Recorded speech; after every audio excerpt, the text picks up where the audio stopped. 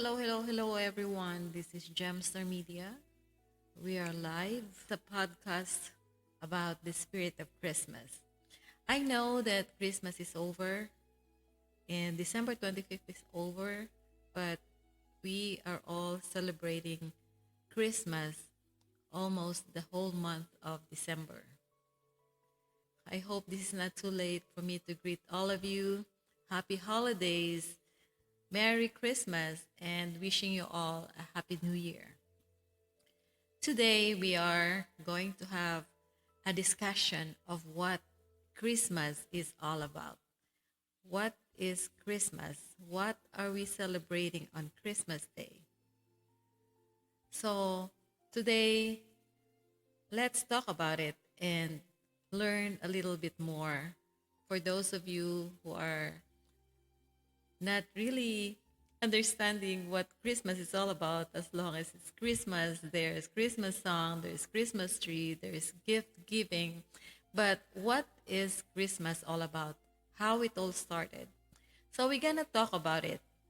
The spirit of Christmas. I know Christmas is over, but again, December is not over yet. So we can talk about Christmas. My name is Gemstar Media, and I'm doing a podcast about Christmas. And I welcome you all to this special live podcast. Whether you're celebrating with your family, friends, or on your own, remember that this season is all about love, hope, and togetherness. Let's reflect, learn, and celebrate together. Grab your cozy drink or snack and let's dive in. So, iba-iba ang paraan ng pag-celebrate natin. Pero mahalaga ay ang pagmamahal, pag-asa, at pagkakaisa. Samahan niyo ako habang nagre-reflect, nag-aaral at nagdidiriwang tayo ng diwa ng Pasko. Okay, segment 1. What are we going to talk about? The history and meaning of Christmas. The origin, traditions, and essence. Christmas began over 2,000 years ago to commemorate the birth of Jesus Christ, symbolizing hope and love. Over time, traditions like decorating Christmas trees and caroling emerged, making the season magical. Again, nagsimula ang Pasko mahigit 2,000 years na ang nakaraan bilang paggunita sa kapanganakan ni Jesus. Ito'y simbolo ng pag-asa at pagmamahal. Ngayon, may mga tradisyon na gaya ng pagde-decorate ng Christmas tree at pagkanta ng carols na nagpapasaya sa season. Halimbawa, ang pamilya ko ay laging nagkakaroon ng simpleng Christmas tree.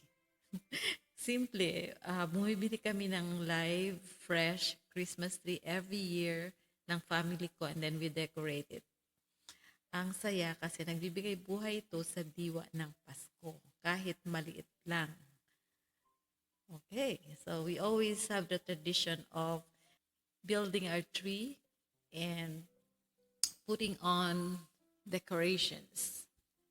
Ayan, meron kaming motif na color every year. It can be red or silver, gold, white, purple, green. Every year we have different colors. And that's what makes us bond our togetherness. Yan. The essence of Christmas. So bago natin pag-usapan ang essence of Christmas, let me sing you a song. Okay? So, meron tayong singing and talking para hindi naman boring. Let me entertain you with an introduction song.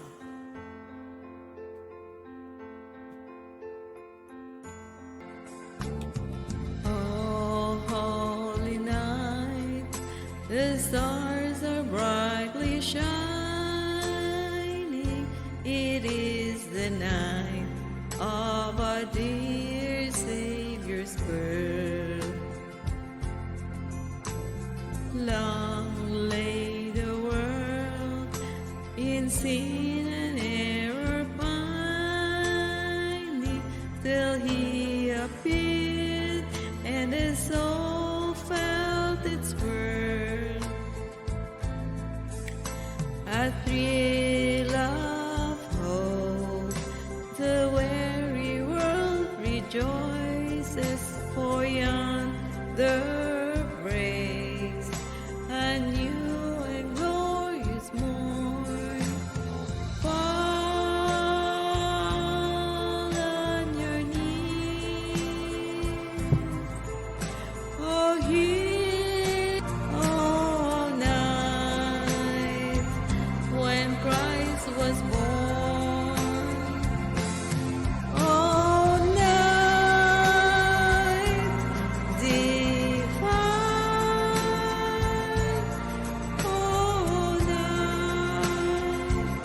all night divine. And thank you very much, ladies and gentlemen. Let's go back to our discussion. The essence of Christmas.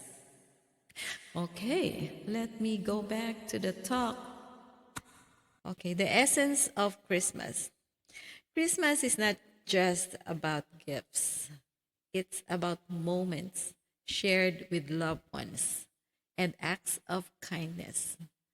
For instance, surprising a neighbor with a meal can make a difference. Ang tunay na diwa ng Pasko ay hindi lang sa pagregalo, kundi sa mga sandaling kasama ang ating mga mahal sa buhay at sa simpleng pagtutulong sa iba. Halimbawa, noong nagluto kami ng pagkain para sa aming kapitbahay, kitang-kita ko ang saya sa mukha niya. Ngayon, ganon, kalaki ang impact ng simpleng kabutihan.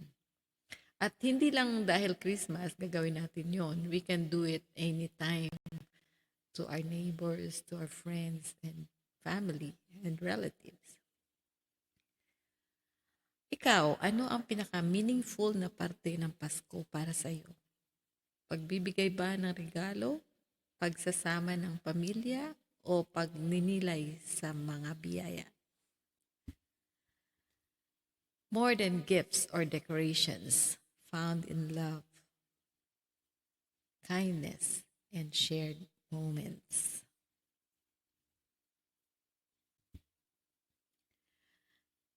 Segment number 3.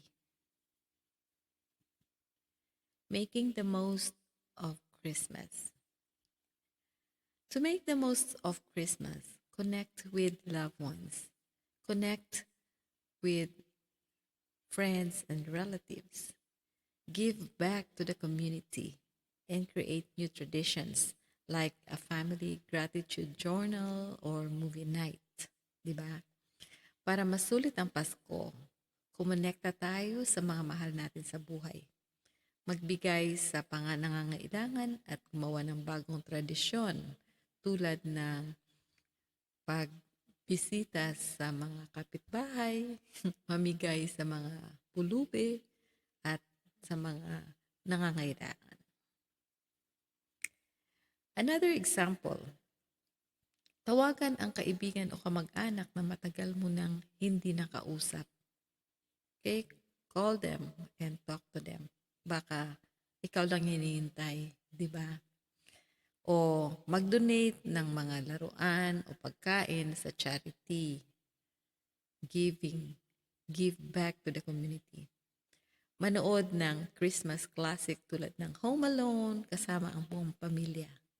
Di ba? Masaya yon. Okay, so those are the little things that you can do, that all of us can do during Christmas. Segment number 4 is very important. Letting go of the past and moving forward. You know, Christmas is all about releasing grudges and embracing new beginnings. Try this exercise.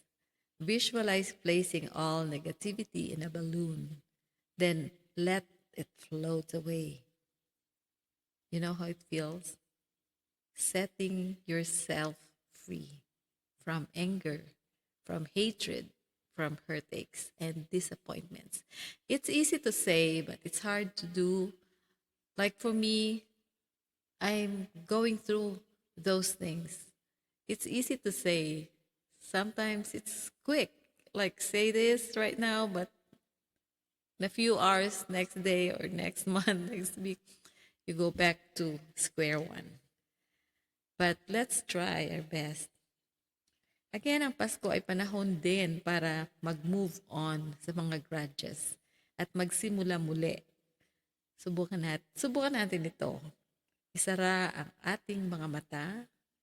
Imagine na nilalagyan nyo ang lahat ng negatibo sa loob ng lobo. Tapos, hayaang lumipad ito. Ramdam nyo ba ang ginhawa? Try it. Ang nakaraan ay gabay, hindi tanikala. Matuto tayo mula rito po, pero huwag hayaang idiktahan nito ang ating kinabukasan. Di ba? Embrace freedom and move forward. Next,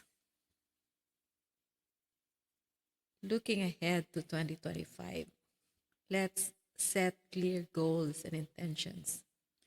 Focus on health, happiness, and abundance.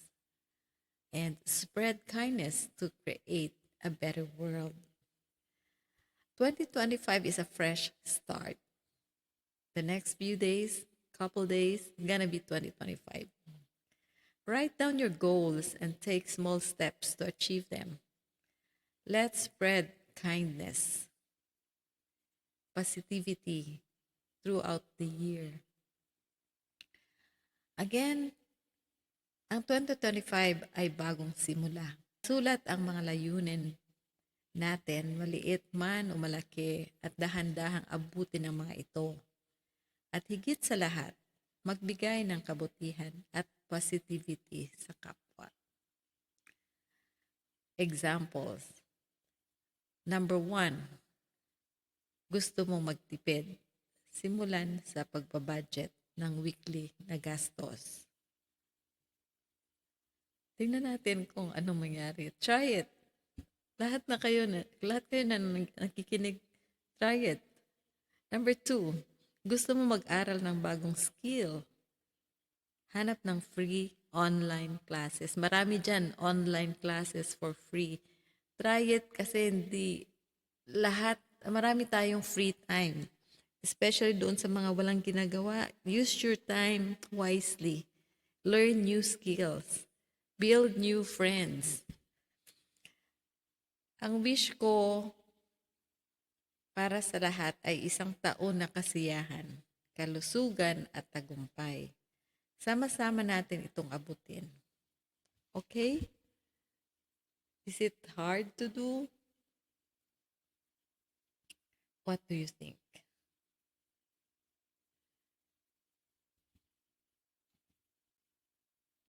So my wish for everyone, my wish for all of us is a year filled with health, happiness, and abundance. Let's remember to extend kindness to one another because together we can create a better world. Diba?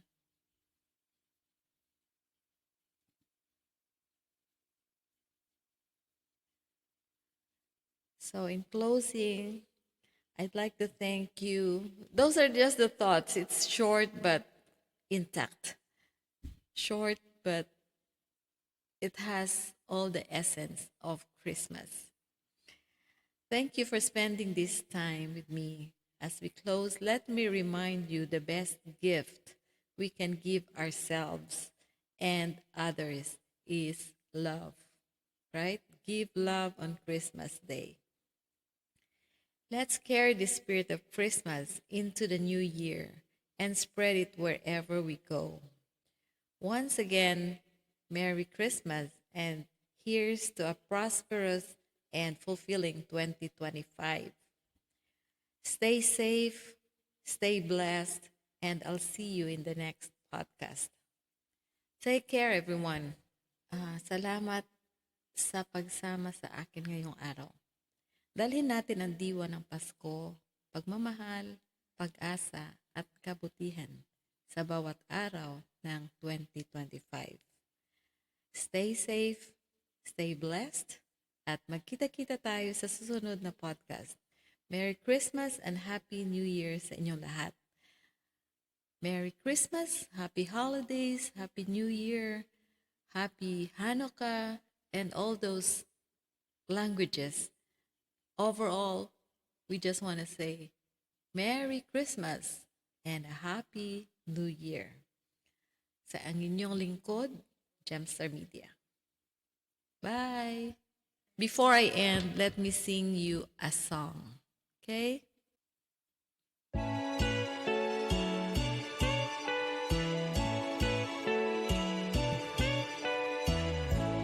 People making lists, buying special gifts, taking time to be kind to one and all. It's the time of year when good friends are near, and you wish you could give more than just presents from the store. Why don't you give love on Christmas Day? Oh, even a man who has everything would be so happy if you would bring, give love on Christmas Day. No greater gift is there than love.